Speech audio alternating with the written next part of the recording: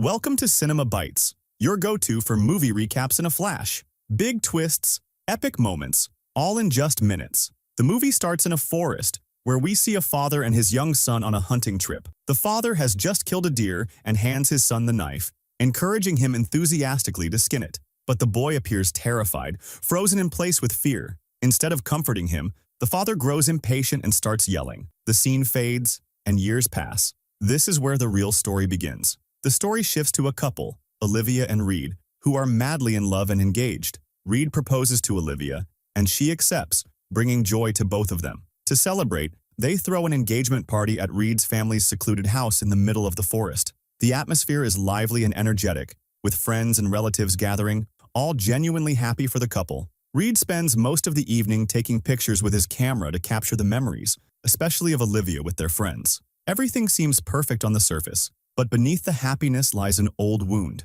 Reed hasn't spoken to his father in years, and the reason remains unclear. However, the tension between them is obvious. Despite the estrangement, Reed's father seems concerned about him. Later, as Olivia and Reed prepare to return to the city, Reed's father tells him that he's packed the car with essentials, food, fuel, extra clothes, and even weapons. Reed doesn't understand why all this is necessary, especially since it's just a drive. But his father insists and warns him that the road ahead is unpredictable. Before they part ways, his father brings up Reed's decision to marry Olivia, asking if he's truly ready for it and if he's really moved on from the past. This touches a nerve for Reed, but before the conversation turns into an argument, Olivia arrives and the two leave. As they drive, the tension lingers. Olivia tries to reassure Reed, encouraging him to focus on their future and not dwell on the past. At that moment, a car suddenly appears on the road, and Reed narrowly avoids an accident. The close call rattles them both, especially since Olivia reveals she's pregnant.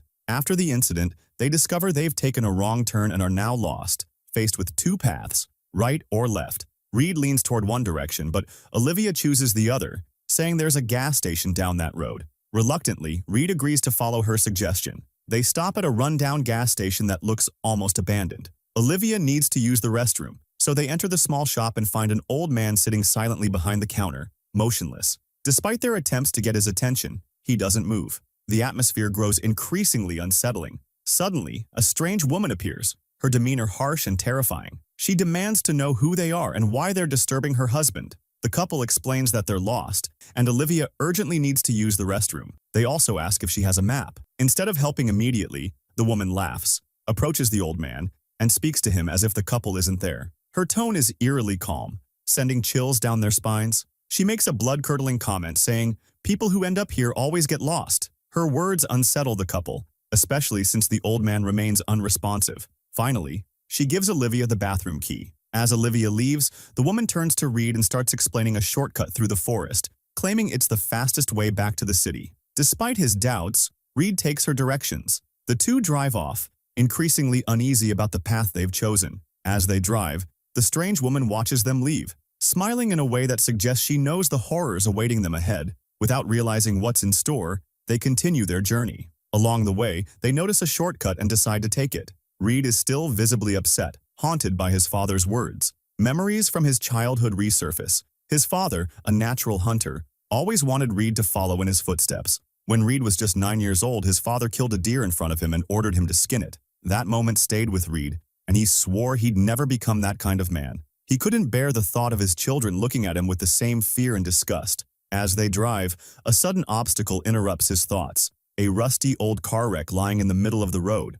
looking like it's been there for years. Olivia warns Reed that this is the second time today he's almost caused an accident and urges him to drive more carefully. Clearly frustrated with his distracted behavior, she seems upset. Reed, confused by everything happening, gets out to move the wreck to the side of the road. As soon as he starts driving again, something terrifying happens. Blood begins dripping onto the car's windshield, spreading slowly until the entire glass is covered in red. A dark, demonic whisper calls Reed's name. Startled, he snaps out of it, finding Olivia next to him, asking if he's okay. He assumes he's just tired from driving for so long and brushes it off. But when he mentions that hours have passed, Olivia corrects him, saying it's only been 5 minutes. Confused, Reed dismisses the incident, assuming his exhausted mind is playing tricks on him. The deeper they venture into the forest, the stranger things become. Reed spots an old man standing by the side of the road. Despite Olivia's warnings that the man could be dangerous, Reed stops the car and asks if he needs help. The old man, upon seeing them,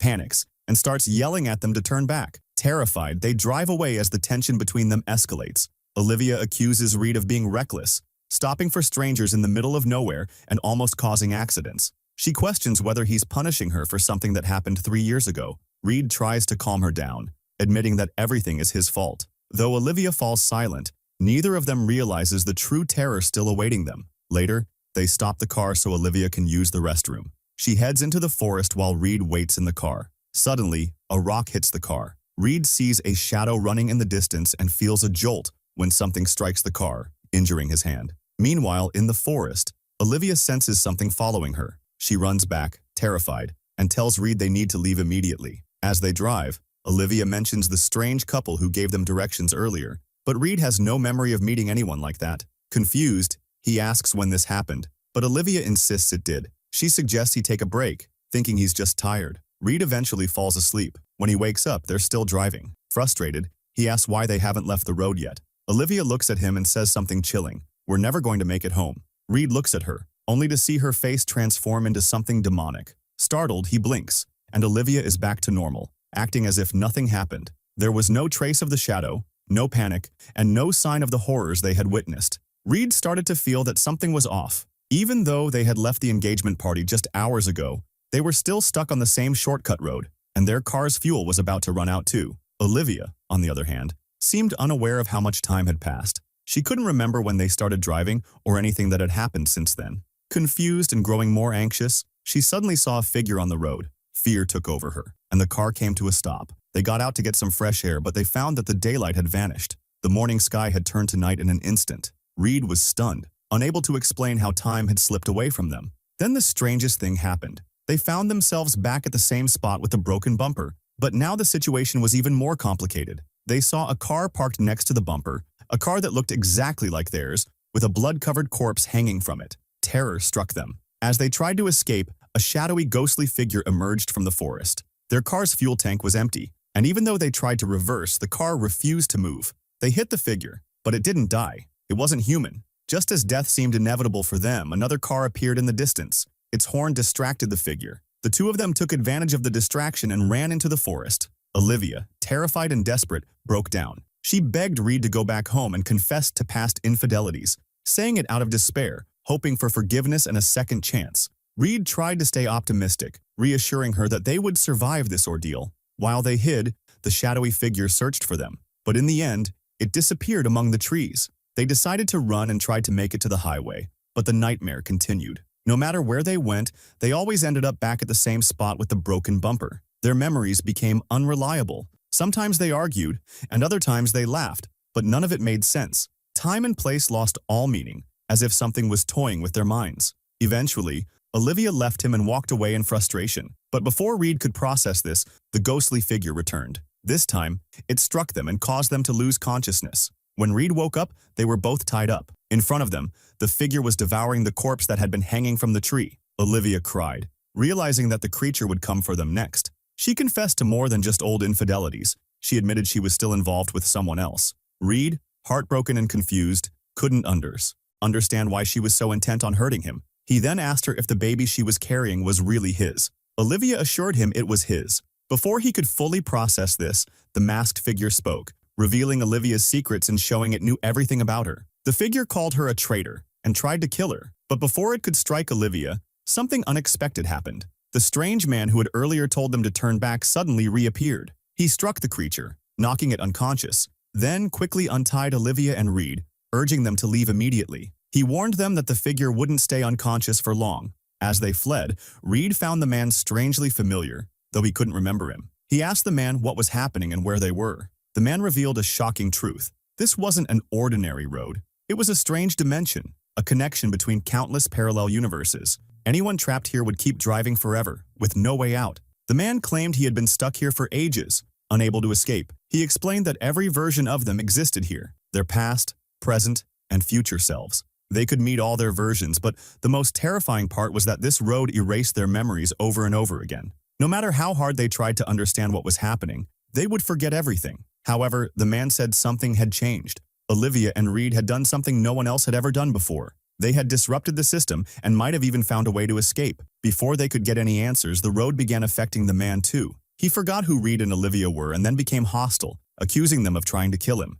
Panicked, they ran again into the endless forest. Reed was still angry at Olivia, her betrayal weighing heavily on him. But despite everything, he couldn't leave her alone. He was determined to get her out of this nightmare at any cost. Then an idea struck him. If what the man said was true, their past selves would also arrive at the broken bumper soon, the exact spot where they had once stopped for a bathroom break. This meant they had one chance. If they could meet their past selves and steal the fuel from their car, they could refill their own car and find a way home. But what exactly had they done in the past that had triggered this escape route? Suddenly, they remembered the moment the shadowy figure had first appeared. They had reversed the car. The word reverse might be the key. Now their plan was clear. They waited in the forest, and just as the man had said, their past versions, Reed and Olivia, arrived and stopped the car for a bathroom break. The current Reed told Olivia to stay hidden. He knew what was about to happen. He grabbed a rock and threw it toward his past self to distract him. The past Reed noticed the rock, just as it had happened before. The loop was now complete.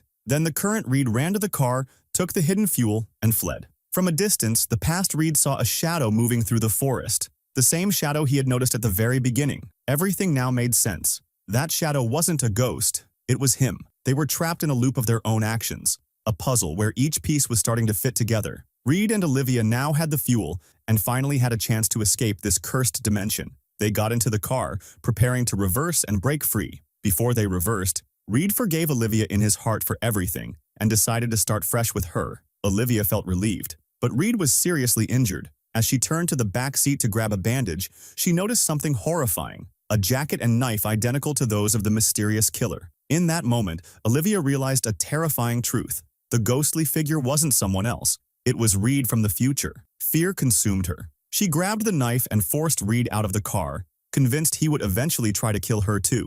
Reed, though confused and hurt, left without resisting. The shadow, likely Reed's future self, appeared again and approached him. With no other choice, Reed ran. Olivia, now left alone in the car, began to see illusions. The hallucinations intensified, and then the shadow attacked her. When its mask fell off, Olivia was shocked to see her own face. It wasn't Red who killed anyone. It was her who was the killer all along. When she copied the fantasy from Olivia, getting closer to finish her off, Red suddenly returned and killed her just in time. Olivia was severely injured, but for a moment it seemed as if the nightmare had finally ended. But there was still another twist. If there was an Olivia in the future, then surely there was a Red in the future too. And he appeared after a while, more sinister than ever before. Before he could strike the current Red, Red managed to kill him as well. He helped Olivia get back to the car and started reversing. As the car moved backward, the cursed road began to collapse. A mysterious light appeared at the end of the path. As they passed through it, the dimension began to dissolve. Finally, they returned to the same place where it all began, the shortcut road. Red smiled, thinking they had finally survived. But then he looked at Olivia and realized she was no longer breathing. Devastated and broken, Red called his father, who tried to reassure him that, with time, he would forget everything. At that moment, Red remembered. He couldn't forget, not until he returned to that road. Letting go of Olivia's memory was too painful. He left her behind and grabbed the same wooden staff he once saw in the hands of that strange man. Because now, Red had become that haunted, broken man. Heading back to the cursed highway without knowing, the truth was, Olivia began to slowly wake up. She was alive and pregnant. At that moment, Red reached the cursed road again. Slowly, his memories began to fade. But in that instant, a little girl called out to him. She was holding a picture of Red and Olivia. Her eyes were exactly like his. That's when Red realized Olivia had survived. She had returned to find him and had given birth to their daughter. And that's exactly where the story ends. See you in a new recap.